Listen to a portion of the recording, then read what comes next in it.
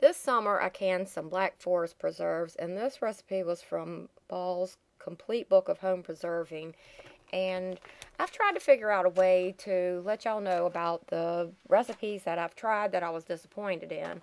I film nearly all of these, but if they don't turn out to my expectations, I don't want to waste your time by posting them. However, I also don't want you to waste your money on a lot of ingredients to be disappointed in the results like I was.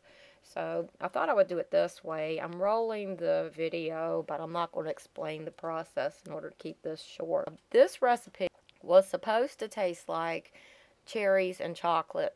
However, in my opinion, I can't taste much of the chocolate. They just taste like cherry preserves to me. What I wanted it for was like an ice cream topping. Ball has a few recipes similar to this in that book. One, they add some coconut to it, and another one is called chocolate raspberry sundae topper.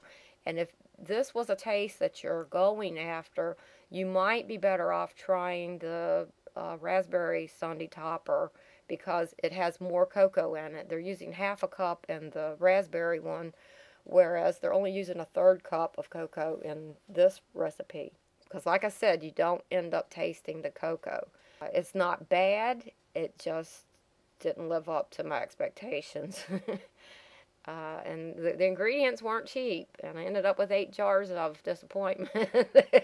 So I don't want all of you to make the same mistake. Some of you might like it, and I have seen where people on the internet are taking that raspberry topper recipe and substituting the cherries for the raspberries. A lot of people have asked Ball to come up with a chocolate recipe for like a chocolate syrup, but they won't do it because they say that the cocoa is a low acid food and they're not comfortable with those type of recipes. So if you see a chocolate syrup recipe on the internet, it is not recommended for home canning because it's a low acid food. So their answer was to acidify the cocoa by adding the fruit.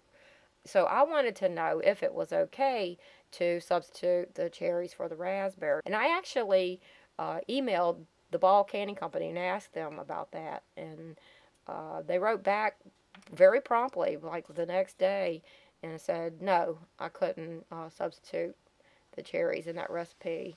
So after I got over my crying jag, I went ahead and used the the Black Forest preserve recipe, and then it didn't turn out as well as I'd liked. So that's how Black Forest preserves turned out. Hope it helps.